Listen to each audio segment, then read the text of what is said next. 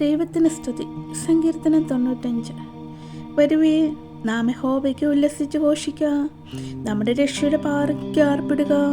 നാം സ്തോത്രത്തോടെ അവൻ്റെ സന്നിധിയിൽ ചെല്ലുക, സങ്കീർത്തനങ്ങളോടെ അവന് ഘോഷിക്കുക. യഹോവ മഹാദൈവമല്ലോ, അവൻ സകല ദേവന്മാർക്കും ഇതേ മഹാരാജാവ് തന്നെ. ഭൂമിയുടെ അധോഭാഗങ്ങൾ അവൻ്റെ കയ്യിലാകുന്നു, പർവ്വതങ്ങളുടെ ശിഖരങ്ങളും അവനുള്ളവ, സമുദ്രം അവനുള്ളത്. അവൻ അതിനെ ഉണ്ടാക്കി, കരയെയും അവൻ്റെ കൈകൾ മെനഞ്ഞിരിക്കുന്നു.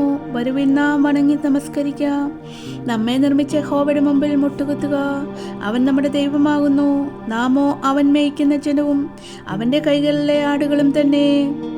ഇന്ന് നിങ്ങൾ അവൻ്റെ ശബ്ദം കേൾക്കുന്നുവെങ്കിൽ മെരിവേലെ പോലെ, മരുഭൂമിയിൽ മാസാനാളിനെ പോലെയും നിങ്ങളുടെ ഹൃദയത്തെ കഠിനമാക്കരുത്.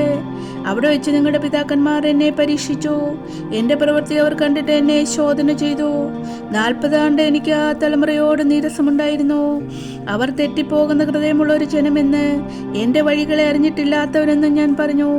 ആകയാൽ അവർ എൻ്റെ സ്വസ്ഥതയിൽ പ്രവേശിക്കുകയില്ലെന്നും ഞാൻ എൻ്റെ ക്രോധത്തിൽ സത്യം ചെയ്തു.